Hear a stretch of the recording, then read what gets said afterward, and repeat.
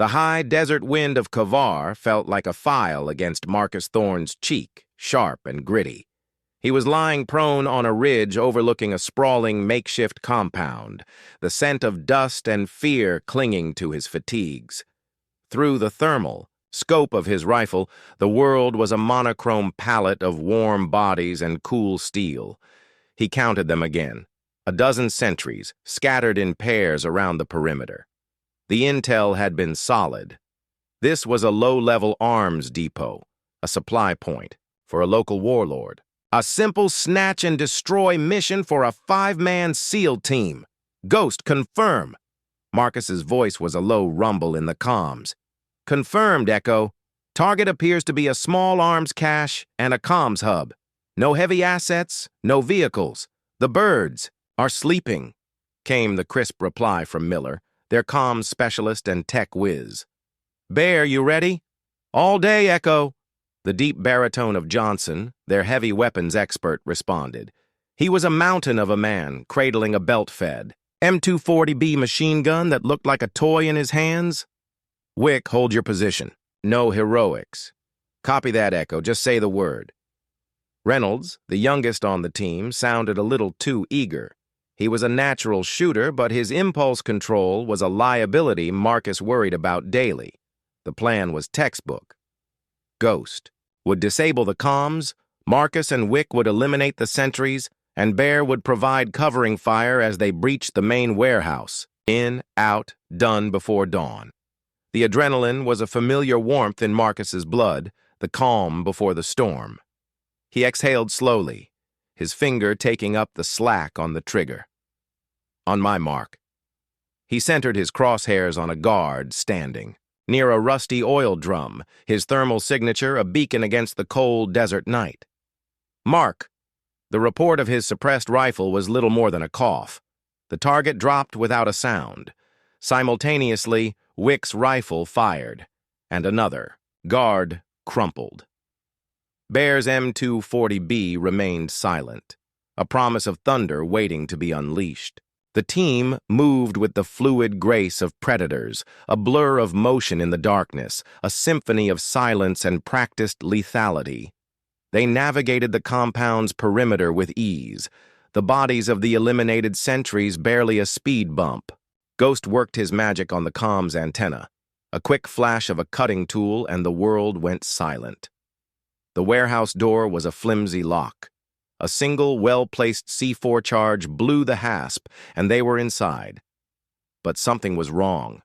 The air wasn't stale with the scent of gun oil and cordite. It smelled of fuel, of old leather, and something else. Something metallic and sharp, like the tang of fresh blood. The interior wasn't a depot. It was a barracks. Bunk beds lined the walls, and the room was filled with sleeping men, dozens of them. They were all wearing the uniform of a regional militia known for its brutal tactics. And they were all heavily armed. Marcus's heart hammered against his ribs. The intel was a trap, a bait and switch. This wasn't a low-level op. It was a well-populated hornet's nest. Abort! Abort! We're compromised! He yelled into the comms.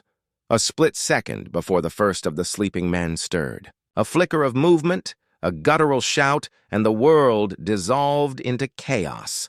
An alarm klaxon began to wail, a shrill, piercing scream that cut through the night and shattered the silence they had worked so hard to maintain. The barracks exploded. With noise, the rattle of AK-47s, the frantic shouts of men, Marcus fired, his rifle barking short, controlled bursts, dropping 2 men before they could raise their rifles.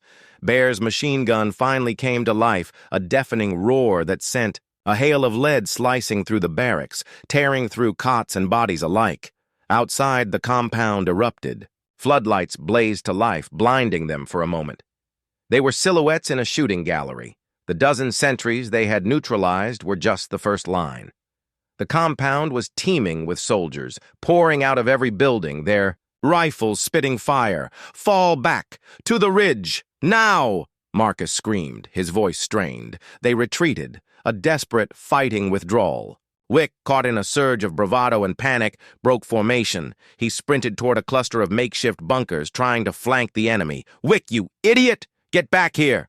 Bear bellowed over the cacophony of gunfire. A burst of tracer rounds lit up the night, narrowly missing Wick. He tumbled behind a stack of rusted oil drums, his rifle popping.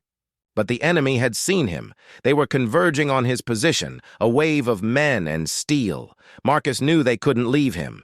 This was not just a mission now, it was survival. He and Ghost provided covering fire, laying down suppressive rounds to keep the enemy's heads down. Bear, meanwhile, had set up his M240B on a low wall, its relentless chatter chewing through the enemy line, providing a momentary lull. "Ghost, give me a sit rep." "How many?" Marcus asked, reloading his rifle with a practiced efficiency that was pure muscle memory. "Too many, Echo. 200, maybe more. And I'm seeing a vehicle moving from the main gate, a technical, maybe a mortar team." Ghost's voice was grim. "We need air support now. Negative, Echo. We're outside the standard operational area. Nearest assets are 30 mics out, and they're on another op. We're on our own." The voice from command came back, detached and clinical. The words hit Marcus like a physical blow. 30 minutes. 30 minutes of being outnumbered, outgunned, and exposed. It was a lifetime. Wick's position was untenable. He was taking heavy fire. The oil drums he was hiding behind were being shredded. "I'm hit!" Wick cried out, his voice a tight gasp of pain. "Leg! I can't move!" Marcus's blood ran cold. He and Bear had to get to him. The two of them provided a wall of lead, suppressing the advancing enemy as Ghost laid down smoke grenades to obscure their movement.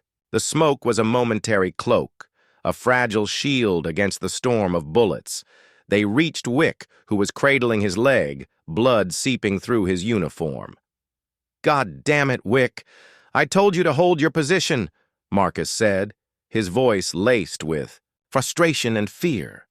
They dragged him, a dead weight, back toward their primary exfil point, a dusty ravine 100 yards from the compound.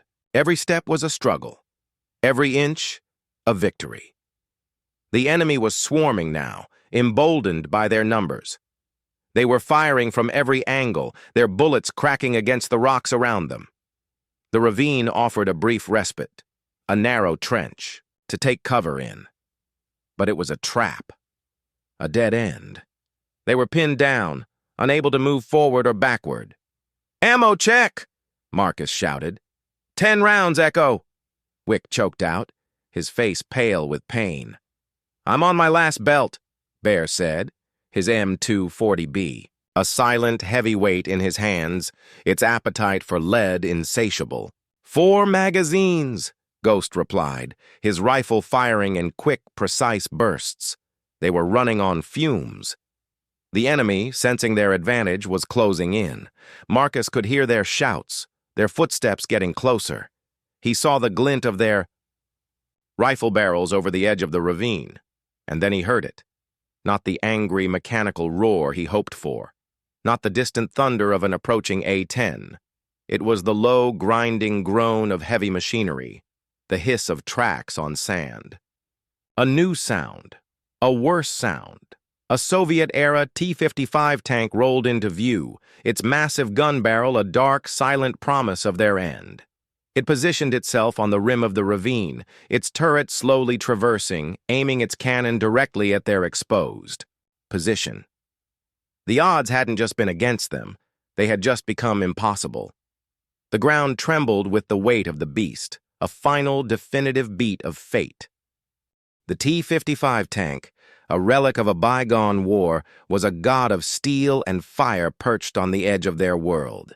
Its dark gun barrel was a cyclopean eye staring directly into the shallow trench where the SEALs huddled, the final brutal answer to their prayer for a miracle. Marcus felt his blood turn to ice. There was no escaping this. A single high explosive round from that cannon would turn their hiding spot into a tomb. Wick, pale and clutching his leg, was a silent testament to the raw, visceral terror of the moment. Bear, The mountain of a man who'd carried them through the initial assault had gone silent, his M240B a useless weight against this new, metallic beast. "This is it," Ghost whispered, the defeat in his voice more chilling than any bullet. He was already fumbling with his last magazine, preparing to go down fighting. The turret's metallic whine as it adjusted its aim was the last sound Marcus expected to hear. He watched helpless as the long barrel lowered slightly, the black eye of its muzzle now perfectly aligned with their position. He closed his eyes, bracing for the inevitable concussion, the rush of air, the final blinding flash. But the flash never came. Instead, a different sound tore through the night, a sound unlike any they had ever heard. It was not a roar, not a crack of thunder, but something lower, deeper, a sound that seemed to chew the very air. It was a guttural, angry cough that grew into a sustained, mechanical roar. It was the sound of a beast breathing fire, a beast made of titanium and spite. Marcus opened his eyes just as a ripple of orange tracer fire, a glowing braid of pure death, tore across the night sky, streaking from the west. It wasn't aimed at them. It was aimed at the T-55. The world became a symphony of hellfire. The tracers hit the tank's turret in a steady, deafening barrage, not with the explosive impact of a missile, but with a persistent, hammering force. The sound was like 1,000 jackhammers tearing into solid steel. The turret, already compromised by age, groaned under the impossible stress. Sparks flew, a shower of molten steel and fire. The armor plating, designed to repel artillery shells, was being systematically unzipped. The cannon, still aimed at them, sagged, then tore free from its mount, a mangled pipe of twisted metal falling into the ravine with a sickening thud. The engine caught fire, the fuel tank a molten bomb waiting to go off. The A-10 Thunderbolt. 2, the Warthog, a brute of a ground attack aircraft, made a low pass over the compound, its GAU-8 Avenger cannon, the very heart of the plane, still screaming its song of destruction. The plane was a hulking, ugly angel of death, a squat flying fortress designed for one purpose: to bring down hell from above. "What in the living hell?" Bear breathed, his voice a mixture of awe and disbelief. "The hog. It's here," Ghost said, his voice raw with emotion. But command said, 30 mics out.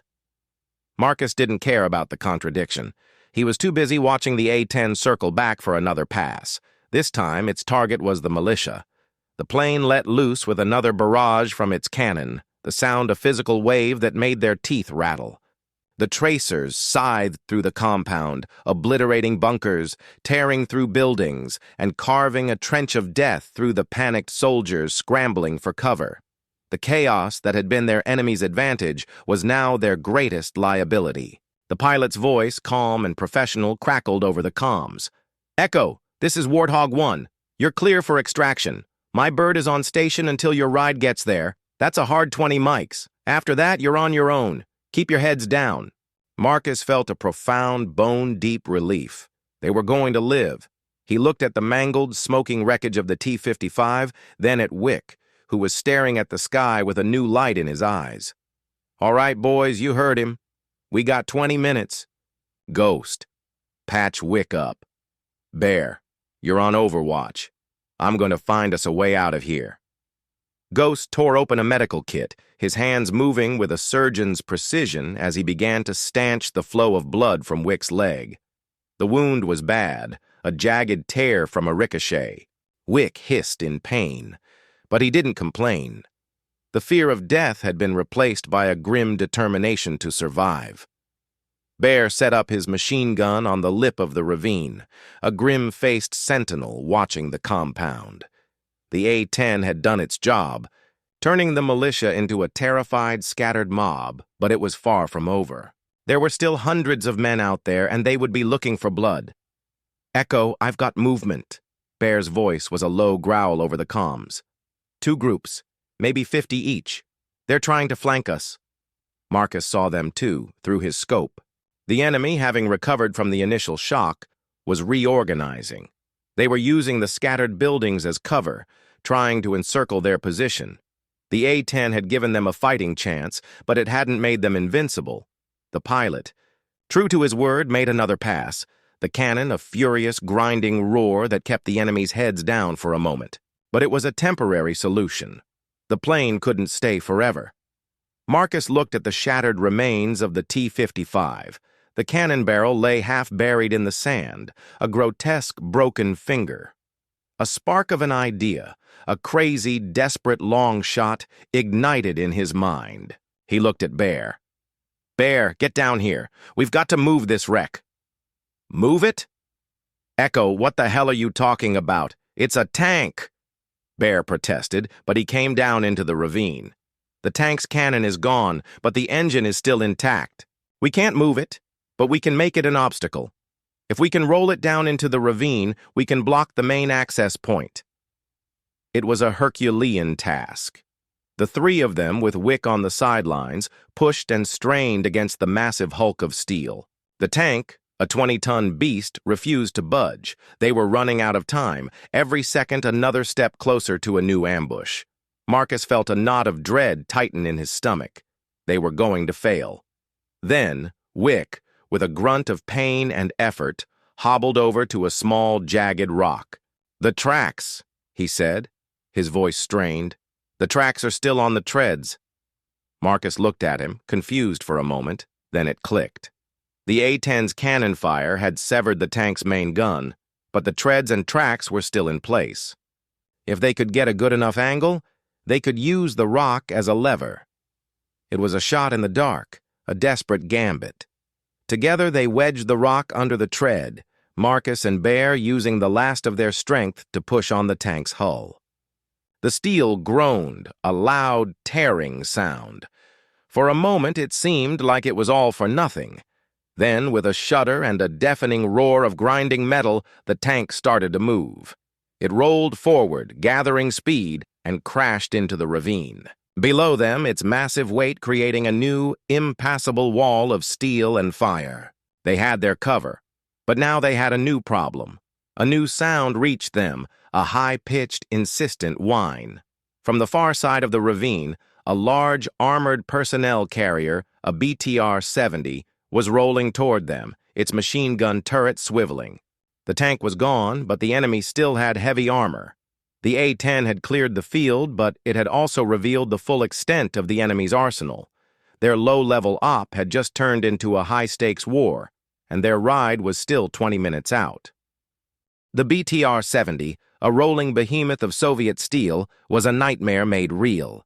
Its heavy machine gun turret swiveled, a mechanical eye searching for them, its KPVT spitting fire in short, angry bursts that tore chunks out of the surrounding rock. Marcus, still reeling from the cold truth of the note in his hand, forced the words from his mind. There was no time for betrayal, no time for anger. There was only time for survival. "Bear, get over here," Marcus yelled, shoving the note into a pouch. "Grab an RPG! We're going to hit the engine block! Back of the hull!" Bear, his face a grim mask of shock and fury, didn't hesitate. He grabbed the RPG launcher, its massive bulk a familiar comfort in his hands. Ghost, meanwhile, continued to tend to Wick, who was gritting his teeth in pain but was still lucid, his eyes darting between the menacing APC and the faces of his comrades. "What was that, Echo? What did that note say?" Ghost's voice was a low snarl, but Marcus ignored him. "Focus, Bear. One shot." "You're the only one who can make it," Marcus said, his eyes fixed on the BTR-70. The BTR's gunner, now aware of their general location, was peppering the tank wreck with a relentless volley of fire. The noise was deafening, the ricochets a hail of angry hornets. Marcus knew this was a delaying tactic. The driver was waiting for an opening, a clear shot. "Get ready to move on my signal," Marcus screamed over the din. He grabbed a handful of flashbang grenades. "I'm going to blind the gunner. Bear, you've got 3 seconds to acquire and fire. Ghost, you and Wick stay put." 3 seconds is not enough," Bear bellowed back. "It's all we've got." Marcus took a deep breath, his heart a drum against his ribs. He counted down from 5 in his head, then threw 3 flashbangs in quick succession. They arced through the air and detonated with 3 blinding flashes and deafening cracks. The BTR's turret stopped firing, its gunner temporarily disoriented. "Now, Bear! Now!" Bear shouldered the RPG, his hands steady as a rock, the fury of his heart a cold fire of determination.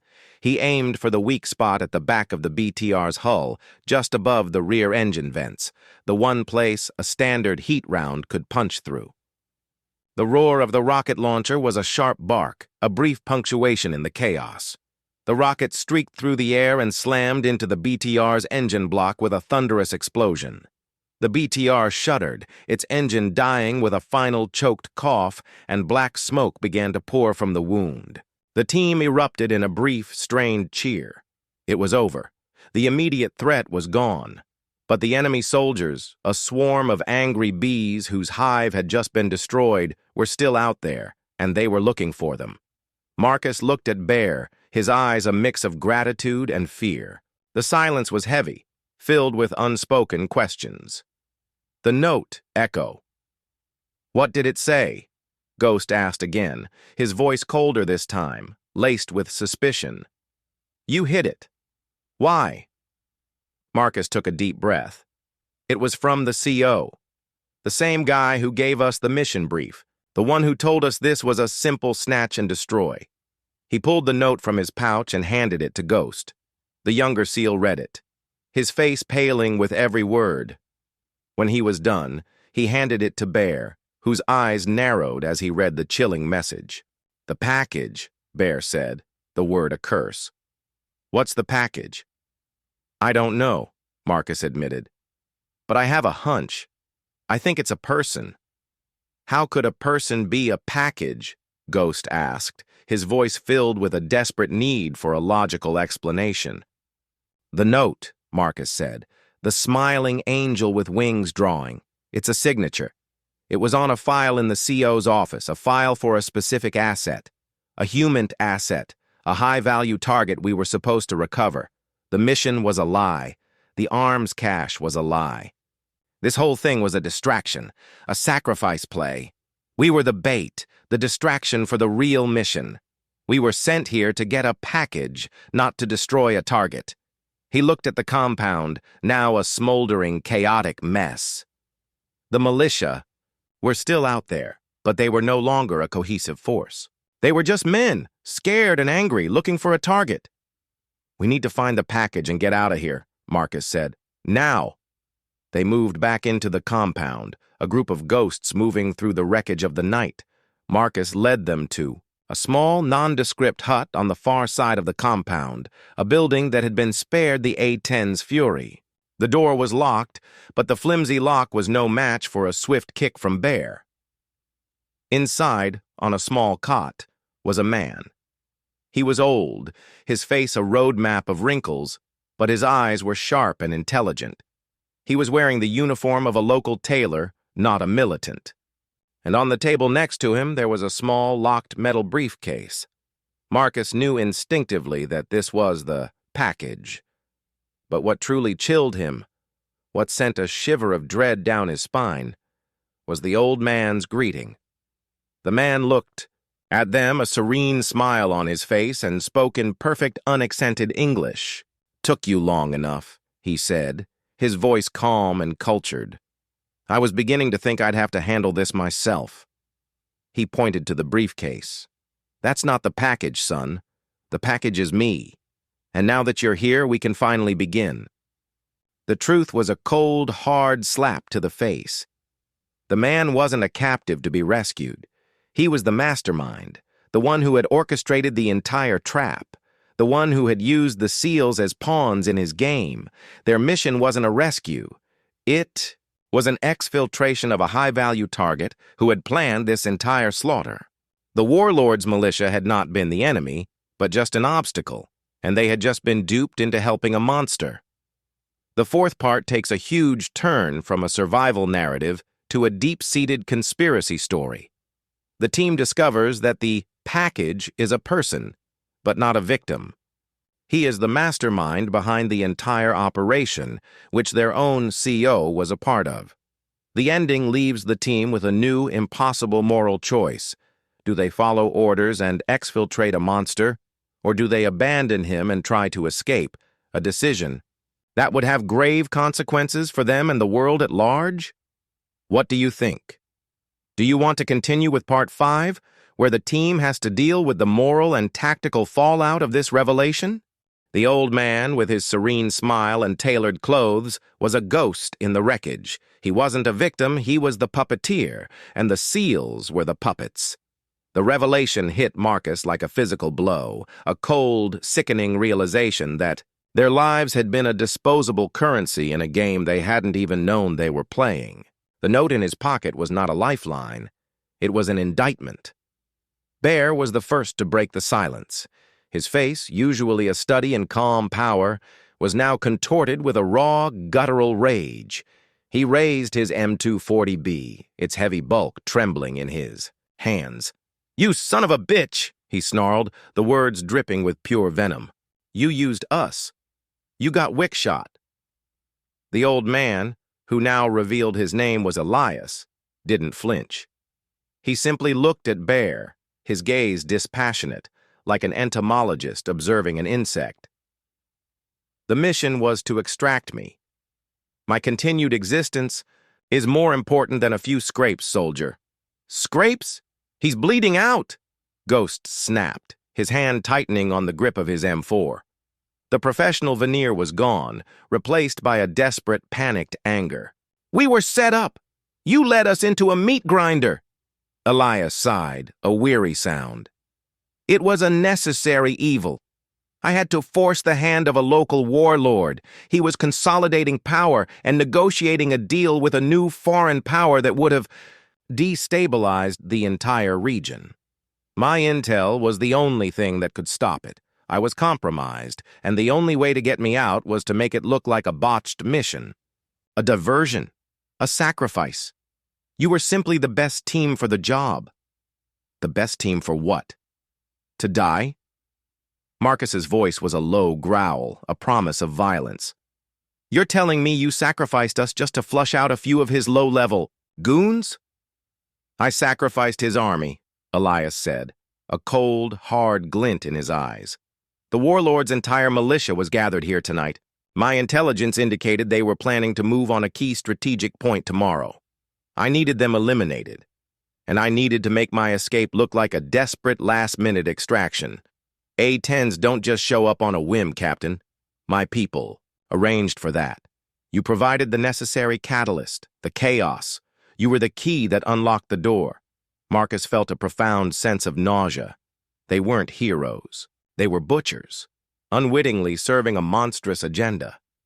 They had killed dozens of men tonight, men who were just soldiers following orders, all to serve this man's dark purpose. The sound of gunfire, faint but distinct, began to ripple through the night from the far side of the compound. The militia was reorganizing. They had lost their tank and their leader's army, but they still had numbers and they still had rifles. "They're coming back," Wick whispered, his face a mask of pain and fear. "We need to go." "We're not taking him with us," Bear growled, stepping forward, his rifle now pointed squarely at Elias's chest. "He is the mission, Bear," Marcus said, his voice strained. "The note. It's a direct order from the CO. He wants this package brought home. We take him with us or we all go down for insubordination and treason. He's not just a man, he's an asset. And my CO is a part of this. God knows how high up this goes." Elias smiled again, a cruel, triumphant smirk. "He understands. The price of survival is obedience. We are all pawns in a greater game. Your loyalty is to your country, not your conscience." "My conscience is what gets me home alive," Ghost interjected, his voice tight. "My conscience is what says we don't follow orders from men who betray us. We don't take a man who got Wick shot." "Wick's injury was an unforeseen complication," Elias said, waving a dismissive hand. "A necessary casualty of war. Now, the extraction bird is coming in 10 minutes. I suggest we get a move on. I have information about a new target, a new mission that I must deliver. The fate of the region depends on it." The words hung in the air, a poisoned bait. A new mission? A new target? This wasn't just about escaping. This was about continuing to play his game. Marcus felt a cold fire of hatred ignite in his gut. The man was a monster, a manipulator, a snake in human skin. "No," Marcus said, the word a final damning declaration. "We're not taking you anywhere. You're staying here. You can explain your necessary evils to the men who come for you. We're getting out of here on our own." The old man's smile vanished. "You're making a grave mistake, Captain. You don't know what you're doing. The information I have, it's about a nuclear stockpile. A small tactical nuke recently acquired by a rogue state. I know where it's hidden. If I don't get this information back, millions of lives are at risk. Do you want that on your conscience?" The air was thick with the weight of his words. Marcus's mind raced, a frantic search for a way out of this moral labyrinth. He looked at Wick, his face pale with pain, at Bear, his finger still on the trigger, and at Ghost, his eyes filled with a desperate, questioning rage. They had been betrayed, used, and now they were being asked to choose between their lives, their honor, and the fate of the world. Marcus's comms crackled. "Echo, this is Warthog 1. Extraction bird is inbound. 5 mics out. I'm going to make a final pass. Good luck, soldier." The sound of the A-10's cannon, a final thunderous reminder of the chaos they had created, ripped through the night. It was their last chance, their last hope. Marcus looked at Elias, then at his team. The choice was not between good and evil, but between two different kinds of horror. One was the horror of complicity, the other the horror of a world on fire. He made a decision, a choice that would haunt him for the rest of his life. "All right, Elias," Marcus said, his voice flat, devoid of emotion. "We'll take you with us, but you're a prisoner, not a passenger." He looked at his team. Their faces a mix of disgust and disbelief. "But we do it on our terms. We get a new objective. We don't go home. We go to the nuclear stockpile. We take out the nuke, and then we take out the man who put it there." The man's smile returned, triumphant and chilling. He had them right where he wanted them.